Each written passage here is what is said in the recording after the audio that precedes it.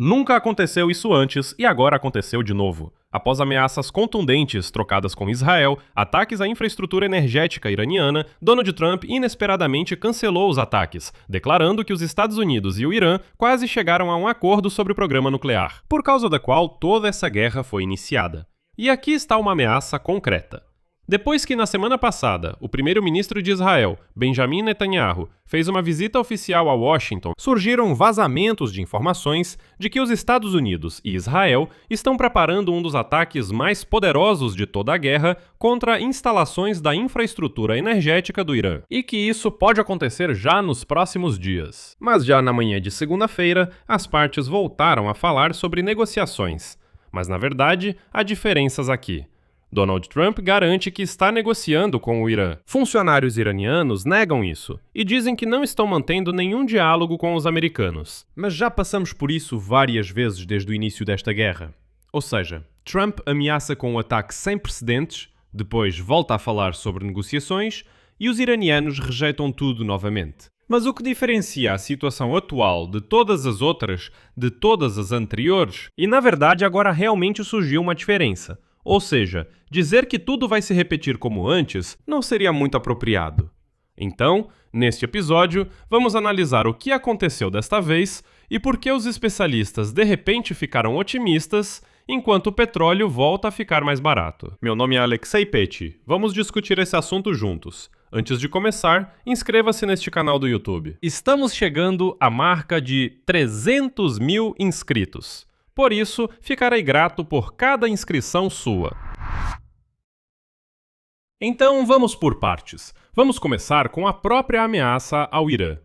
Pouco antes do cancelamento, Trump publicou uma postagem na qual afirmou literalmente o seguinte: os Estados Unidos da América estão prontos e preparados para agir contra a República Islâmica do Irã com força e poder militar nunca vistos desde a Segunda Guerra Mundial. De acordo com a publicação Axios, tratava-se especificamente de um ataque aos elementos básicos da rede de energia e infraestrutura do Irã, ou seja, não contra alvos militares, mas sim contra o setor de energia civil do país. Isso é o que Donald Trump ameaça basicamente toda vez que quer tentar negociar com os iranianos.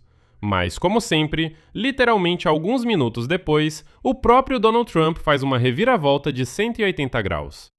Trump escreve, abre aspas, acabamos de receber um pedido do Irã e de outros países do Oriente Médio para evitar qualquer ataque, já que os parâmetros do acordo nuclear já foram acordados. Com base nesse pedido, concordei em nome do bem futuro do mundo e, consequentemente, da sobrevivência de um Irã bem-sucedido e próspero, cancelar o ataque, desde que possamos fechar um acordo rapidamente. E então, segundo ele, esse acordo deve incluir, cito, a imediata, completa e absoluta abertura do Estreito de Hormuz e o fim da ameaça nuclear do Irã. Bem, soa bonito como sempre, mas na prática o Irã dificilmente concordaria em simplesmente entregar o Estreito de Hormuz sem condições. Não é por isso que eles estão ganhando tempo há tanto tempo. Mas o que se sabe com certeza é quem exatamente estava por trás dessa mudança de posição de Donald Trump. Porque se antes Donald Trump, lembrem-se, sempre dizia que alguém da região pediu para ele parar, que na verdade ele mesmo nunca cancela ataques contra o Irã, toda vez alguém pede isso para ele, mas depois ninguém conseguia confirmar. Ele sempre dizia, as monarquias do Golfo Pérsico me pediram isso. Depois, nenhuma monarquia confirmava isso. Ou ele dizia, os iranianos me imploraram por uma pausa para conversar. Depois, os iranianos afirmavam, nunca pedimos nada a ninguém, mas... Desta vez, há uma pessoa específica que, ao que parece, realmente pediu para não atacar o Irã. Segundo a Axios, o príncipe herdeiro da Arábia Saudita, Mohammed bin Salman, ligou para Donald Trump no sábado e realmente expressou preocupação com os planos de ataque ao Irã. A CBS News confirma que foi justamente bin Salman quem convenceu o presidente americano a desistir de novos ataques pesados e voltar à desescalada. Além disso, a agência oficial saudita também confirmou no domingo o fato da conversa entre Trump e bin Salman. E o que também é importante, bin Salman ligou para Trump depois que o presidente americano teve conversas com Benjamin Netanyahu, depois do que Trump começou a ameaçar com ataques ao setor de energia, mas, ao que tudo indica, Bin Salman conseguiu fazer Trump mudar de ideia melhor do que Netanyahu. Ao mesmo tempo, do lado iraniano, no mesmo dia, houve um aviso severo. Em particular, o ministro das Relações Exteriores do Irã, Abbas Araghchi, dirigindo-se ao seu colega saudita, o príncipe Faisal bin Farhan, declarou, citação, "Qualquer ação hostil por parte dos Estados Unidos da América ou de Israel, ou a participação ou apoio de países da região nessas ações, encontrará uma resposta decisiva e proporcional das poderosas Forças Armadas do Irã." E então, um dia depois, já em 3 de agosto, Trump especificou os detalhes. Ele declarou que as negociações com o Irã começariam hoje, na segunda-feira, e que isso, cito, salvaria muitas vidas. Segundo ele, já existe algum acordo sobre o Estreito de Hormuz, e ele espera um acordo também sobre a questão nuclear e a desnuclearização do Irã. E aí vem a citação-chave de Trump. "Eu preferiria fazer um acordo. Eu não gosto de matar pessoas." Ao mesmo tempo, ele destacou que os militares dos Estados Unidos podem retomar as ações contra o Irã a qualquer momento, se houver necessidade. Mas é aí que começa o mais interessante e o mais revelador para entender o que realmente está acontecendo. O porta-voz oficial do Ministério das Relações Exteriores do Irã, Ismail Baghai, hoje mesmo, 3 de agosto, praticamente desmentiu todas as palavras de Donald Trump. Ele declarou na televisão iraniana o seguinte, cito, "No momento, não temos nenhuma negociação com os Estados Unidos da América. Segundo ele, o único diálogo que Teherã está mantendo agora são as negociações com Omã, e elas dizem respeito exclusivamente à criação de uma rota segura para a navegação através do Estreito de Hormuz e ainda por cima, mediante pagamento." Baghai esclareceu um detalhe que explica muita coisa.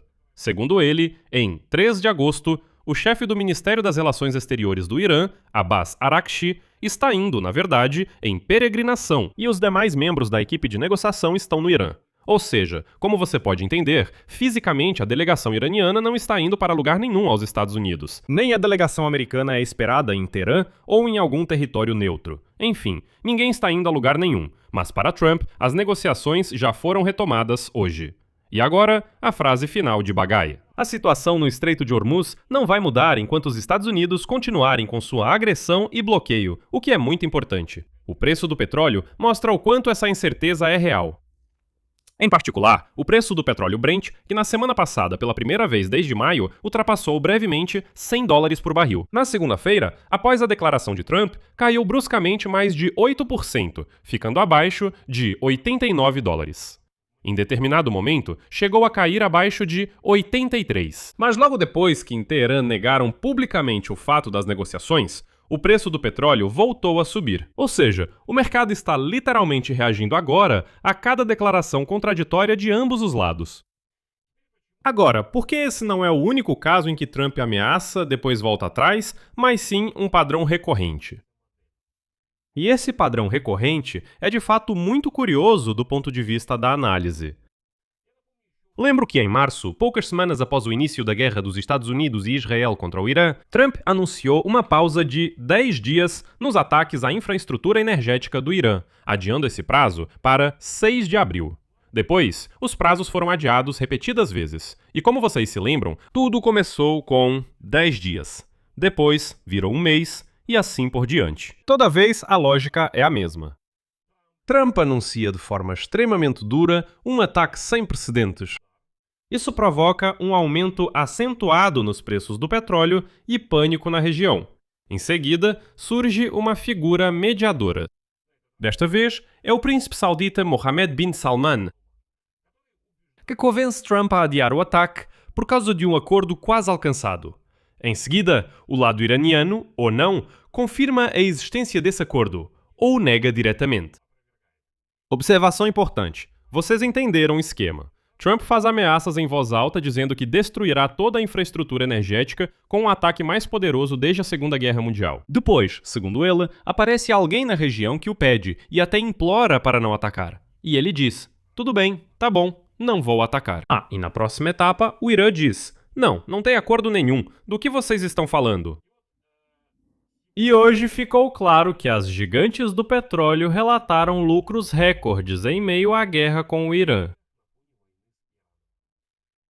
A empresa ExxonMobil oficialmente lucrou mais de 14 bilhões e meio de dólares no trimestre. A Chevron, 12 bilhões. A empresa Shell, quase 10 bilhões. E tudo isso em meio à disparada dos preços do gás e do petróleo. Ou seja, quanto mais tempo o Oriente Médio estiver em conflito, mais as maiores empresas petrolíferas dos Estados Unidos e da Europa lucram. Mas às vezes é preciso baixar os preços do petróleo para que outras empresas possam comprar. Assim que elas compram, dá para puxar esses preços para cima de novo para que as empresas americanas e europeias lucrem com isso. Como dizem, não estou insinuando nada. Apenas uma informação para a reflexão. O que se conclui de tudo isso? Para o próprio Irã, esse modelo de Trump na verdade é vantajoso, porque toda vez que a ameaça de um ataque maciço ao setor de energia se torna quase real, o país opta em trégua, mesmo com concessões formais sobre a navegação no Estreito de Hormuz, que depois acaba negando que isso tenha sido um acordo, ou então com algumas novas declarações. Para a Arábia Saudita, os Emirados Árabes Unidos e o Catar, que, segundo o próprio Trump, que supostamente também estão sempre pedindo para ele não atacar, a lógica também é óbvia. Um ataque à infraestrutura energética do Irã pode provocar uma crise regional em larga escala e ataques às suas próprias instalações de petróleo e gás, algo que os monarcas do Golfo Pérsico querem evitar a todo custo. Para o próprio Trump, cancelar o ataque permite ao mesmo tempo parecer forte, como ele mesmo disse, estava pronta para um ataque sem precedentes desde a Segunda Guerra Mundial. E ao mesmo tempo um pacificador que negociou a desescalada. No entanto, o verdadeiro preço dessa posição ainda não está claro, já que nenhuma das partes apresentou qualquer acordo por escrito. E então, a julgar pela repetição desse padrão, o ciclo de ameaça, cancelamento da ameaça e desmentidos vai se repetir novamente em alguns dias ou semanas, caso as negociações não tragam resultados mais uma vez. Por outro lado, se a pressão da Arábia Saudita e de outras monarquias do Golfo se mostrar constante e não apenas um evento isolado, isso pode realmente retardar a escalada militar por um período mais longo. Mas, como você pode ver, em nenhum dos cenários eu estou dizendo que a guerra certamente vai acabar. Conclusão. Trump, como ele mesmo disse, cancelou um dos ataques mais duros de toda a história da guerra, citando o pedido do Irã e das monarquias regionais, além dos parâmetros do Acordo do Estreito de Hormuz e a harmonização nuclear. O Irã não confirmou publicamente esse acordo, e um representante do Ministério das Relações Exteriores do Irã afirmou diretamente que não há qualquer negociação com os Estados Unidos. O preço do petróleo reage a cada uma dessas declarações contraditórias. E, como você se lembra, não é a primeira vez que a ameaça de um ataque maciço é substituída pelo anúncio de negociações sem um resultado material visível. E a repetição desse padrão torna razoável, ainda assim, uma visão cautelosa e não otimista sobre as reais chances de resolução já nos próximos dias ou semanas. Vou encerrar por aqui. Escreva sua opinião e suas conclusões nos comentários abaixo deste vídeo. Inscreva-se no canal, ative o sininho e não se esqueça de deixar o seu like. Se você quiser apoiar o trabalho deste canal no YouTube, ficarei agradecido.